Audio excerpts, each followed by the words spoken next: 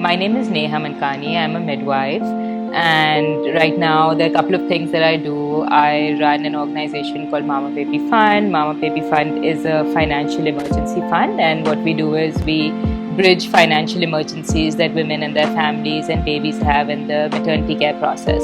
So that means helping people fund their maternity care needs. If their babies are sick, we help them fund that. We provide in-kind donations to newborns, people who don't have things for their babies, we help them get that. But whatever it is that women need, we help them with that.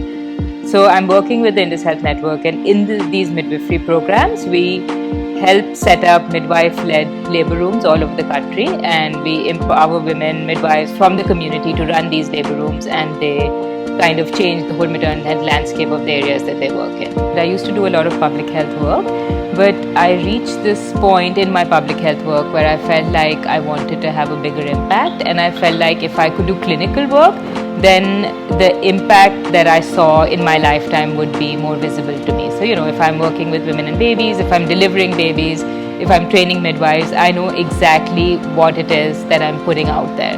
The role of a midwife is very different from the role of a doctor. Midwives work a lot more closely with women. They're there through the entire birth process.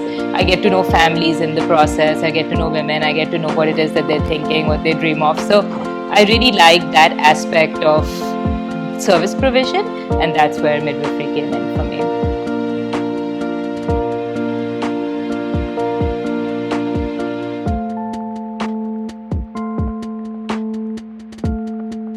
So because a lot of my work is like in the field, a lot of it is out and about in hospitals and facilities, I definitely always think about comfort. That's my primary goal. I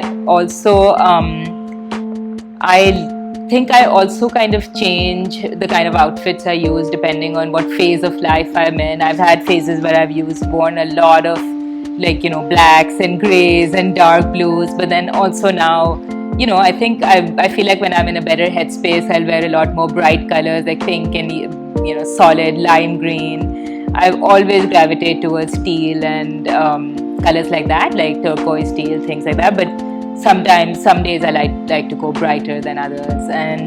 But I do like outfits that they make a statement, but in a subtle way. Like they don't have to be the statement piece. Everyone doesn't need to be talking about them, but they need to have enough personality that someone would look at you and be like, oh, I think that really works for you. So in this line of work, around Mama Baby Fund, midwifery, just birth experiences, I think there's just so many little things that make me really happy.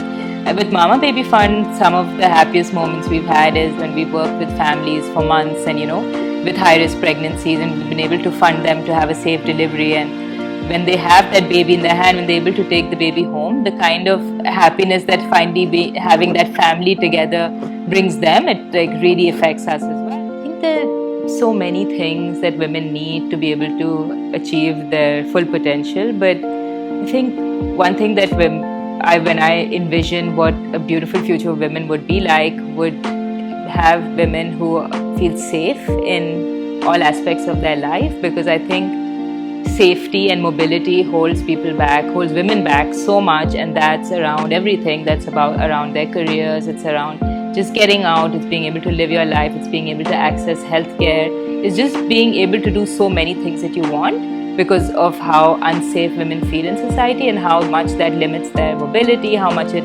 limits their bodily autonomy. And I think if I envision a beautiful future, it would have women feeling